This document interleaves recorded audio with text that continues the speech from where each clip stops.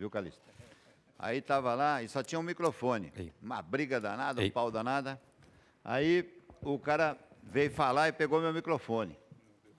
E só tinha o meu. Aí ele falou e pôs em votação. Sorte minha é que o povo não votou, porque senão eu tinha perdido. Porque o cara fez um discurso inflamado e já votou, entendeu? Quase que eu me lasco.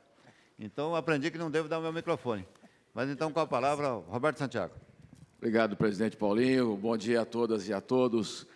Quero saudar aqui todas as centrais sindicais, em nome do nosso querido companheiro Zé Calixto, e trazer aqui a mensagem da União Geral dos Trabalhadores, saudar o Mota, nosso presidente estadual, e fazer uma rápida colocação aqui a todos vocês. Primeiro, agradecer a oportunidade de voltar à tribuna, não da Câmara Federal, mas aqui da Assembleia Legislativa. É sempre um prazer muito grande a gente estar podendo conversar com os companheiros, com as companheiras, em especial na Casa de Leis do nosso Estado e também na Casa de Leis do nosso país. Nós não poderíamos deixar de fazer qualquer tipo de colocação se não tivermos um mínimo de resgate histórico, não é? Do que é o movimento sindical, do como é que nós fomos construídos culturalmente a partir da consolidação das leis do trabalho, a partir da CLT. Lá atrás, existia todo um regramento para que você pudesse constituir os sindicatos, e no movimento político do presidente Getúlio Vargas, onde a grande maioria dos sindicatos estavam atrelados ao Partido Comunista Brasileiro, que era um sindicato mais ideológico, um sindicato de construção e organização de categorias profissionais, e com a vinda da CLT se fez lá uma bíblia, se fez lá um estatuto padrão, se fez lá, se determinou várias tarefas e várias funções para o sindicalismo brasileiro. E não vamos discutir se isso foi positivo ou negativo, até porque não é o momento, mas se a gente não resgatar essa história, nós não vamos ter como fazer o grande debate do que é que nós precisamos de mudanças ou de manutenção do nosso sistema de financiamento. Em 88, vários companheiros e companheiras que estão aqui, nós fizemos um grande movimento na nova Constituição da República. Trabalhamos no sentido de buscar liberdade e autonomia sindical, por conta que a CLT, como disse, ela nos atrelava ao Estado, colocava a mão do Estado para fiscalizar sindicato, para construir estatuto. Ou seja, o processo de luta, de mudança, de modernização do movimento sindical brasileiro estava travado na CLT. Fomos lá para a Constituinte e criamos a liberdade e autonomia sindical. Tem um artigo específico sobre o movimento sindical na nossa Constituição. Portanto, conquistamos essa liberdade. É evidente e importante destacar que essa liberdade ajudou a organizar o movimento sindical de maneira mais ideológica, ajudou a criar sindicatos e trazer lideranças sindicais para dentro do movimento sindical, por conta da liberdade, por conta de que era o momento que nós precisávamos estar completamente desatrelados do Estado brasileiro, sob a tutela do Ministério do Trabalho. Muito bem.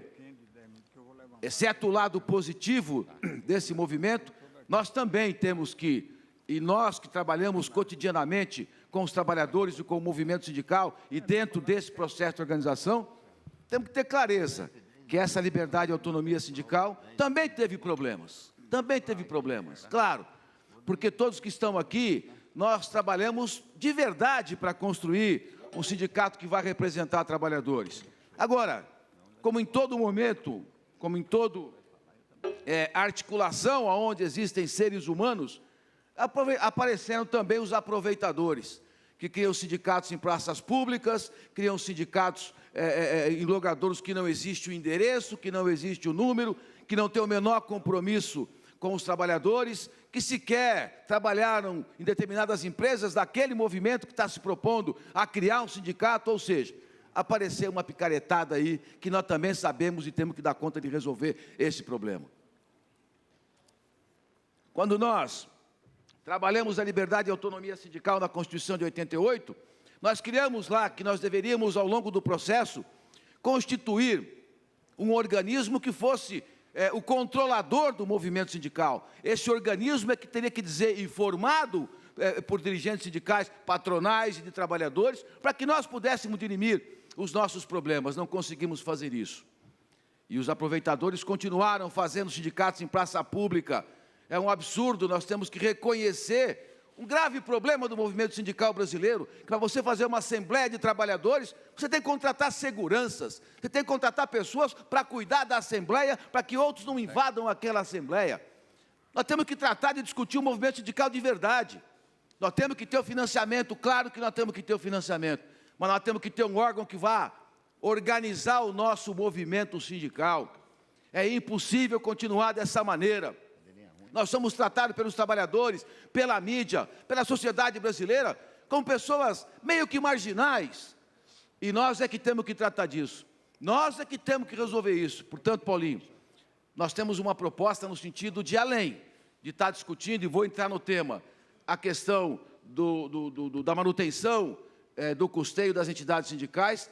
Nós temos que tratar de criar essa comissão nacional, essa comissão que está lá no Fórum Nacional do Trabalho, discutimos um pouco isso também, para que a gente possa nos organizar de verdade, voltar a ser o que nós éramos, de criar um movimento sindical, na sua grande maioria. Hoje, cuida dos trabalhadores, mas os aproveitadores estão causando gravíssimos problemas para a reputação do movimento sindical e vão atrás, pura e simplesmente, de recursos. A questão das contribuições. A União Geral dos Trabalhadores tem claro que, neste momento, não deve se mexer na contribuição sindical.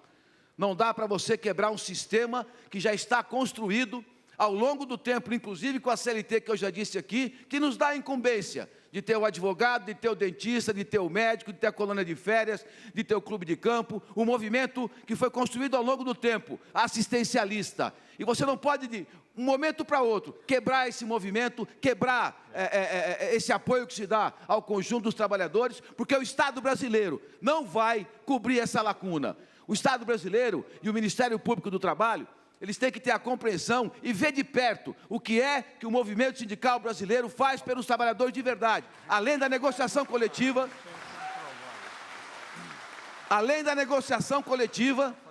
que vários desses que são criados em praça pública também não fazem, e vão lá buscar o confederativo, vão lá buscar a assistencial, ou seja, o nome que quiser dar, mas nós temos que ter, e o Ministério Público tem que ter o olhar para que a gente possa, de fato, continuar fazendo isso. Muito bem.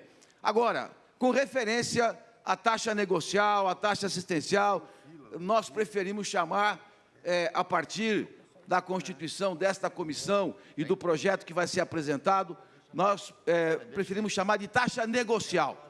Eu acho que nós precisamos ter algumas regras para essa taxa negocial. Não pode, pura e simplesmente, estar chegando próximo de database, ou depois de database, ou sem database. Vai lá os sindicatos e determinam em assembleias, geralmente, assembleias que não têm a grande participação dos trabalhadores. Eu acho que nós temos que criar um vetor. Nós temos que construir e autorizar a taxa negocial a partir do momento que os sindicatos publiquem os seus editais e vão efetivamente realizar as assembleias para a negociação coletiva. E dentro dessa negociação coletiva, obtendo êxito no primeiro momento ou não, se vai para dissídio coletivo, não importa. A partir de desencadear a negociação coletiva, os sindicatos terão o direito de cobrar, na nossa proposta, até 1% do salário do trabalhador mensal ou por ano. Precisa deixar muito claro também, quando algumas pessoas falam aí que o movimento sindical cobra 12% ao ano de taxa negocial ou assistencial, isso não é verdade. Porque se você pegar a massa de salários que é recebida durante o ano pelos trabalhadores, o movimento sindical cobra 1,5% dessa massa salarial. E a grande mídia sempre está dizendo por aí que nós cobramos 12%. Nós precisamos esclarecer isso de verdade, para que não se tenha a má impressão daquilo que de fato não acontece, porque nós descontamos, aí é 1%. Portanto, eu acho que alguns vetores, e nós temos que aproveitar esse momento, que não vai ser um momento fácil, quando do lançamento, quando da ideia do Paulinho, meu companheiro, eu fui presidente da Comissão do Trabalho, vários companheiros e companheiras aqui tiveram a oportunidade de estar presente na nossa luta dentro da Câmara Federal. Portanto, nós temos uma amizade com o Paulinho constituída dentro da luta, dentro do trabalho de verdade. Aliás, o movimento sindical e os trabalhadores, nós precisamos reorganizar politicamente, porque na última legislatura nós tínhamos 70 deputados federais que tinham ligação com o movimento sindical. Hoje tem 50, e a cada ano que passa vamos perder mais. Nós precisamos nos reorganizar politicamente para continuar perdendo. E conversando com o Paulinho, antes da criação da comissão, o momento não é um momento fácil. O momento é de nós termos muita clareza do que queremos e fazer proposta no parlamento e proposta para a sociedade, no sentido de dizer, olha aqui, nós também não concordamos com esculhambação. O Ministério Público, diga onde é que estão os bandidos, que nós vamos ajudar a tirar os bandidos. Agora, o que não se pode é pegar aquele sindicato que está trabalhando firmemente, que tem lá prédios inteiros de clínicas para atender os trabalhadores e vem lá e provoca o desmonte nisso. Departamentos jurídicos imensos, porque não se acha que os empresários do nosso país são pessoas que, a todos os momentos, são pessoas boazinhas, que tratam o trabalhador como parceiro, não é? Então, essa operação também, e precisa ficar claro para o Ministério Público, que se você retirar recurso do movimento sindical, você está, de fato e de verdade, trabalhando no sentido de fortalecer empresário, de deixar o liberalismo, de deixar o capital solto, para que eles possam fazer o que quiser com os trabalhadores. Isso já está claro, tem um processo ideológico embutido nesse debate, e esse processo ideológico precisa ser ressaltado, da responsabilidade do desmonte do movimento sindical e dos prejuízos que vão causar aos trabalhadores. O Ministério Público tem que ser responsabilizado por isso, tem que pensar. Eles têm que participar e têm que lutar no sentido de acabar com a esculhambação. Todos nós aqui concordamos disso. Mas nós não vamos concordar com o desmonte do movimento sindical, porque isso é prejuízo para a classe trabalhadora. Um abraço. Obrigado, Roberto Santiago. Como o Roberto Santiago falou 12 minutos, e o Calixto estava dizendo aqui que precisa de mais de 10. Então eu vou dar entre 10 e 15 minutos para cada companheiro aqui. Quando chegar ali próximo dos 14, eu aviso vocês. Você vai falar daqui ou vai falar de lá? Zé Calixto Ramos, então, da Nova Central Sindical, com a palavra. 12 foi? Fui acho que 9 minutos só, né? O relógio parou. Eu queria, antes do Calixto falar, pedir à segurança da Assembleia que libere os companheiros para entrar, porque nós conversamos com o Capês de fazer esse encontro aqui. Agora não dá para ficar fila, lá tem dirigentes sindicais de todo o estado chegando e está na fila. Então, eu queria pedir à assessoria da casa e à segurança da casa que liberasse os companheiros. Não precisa identificar ninguém, porque aqui não tem bandido. Pode ficar tranquilo. Então, eu quero pedir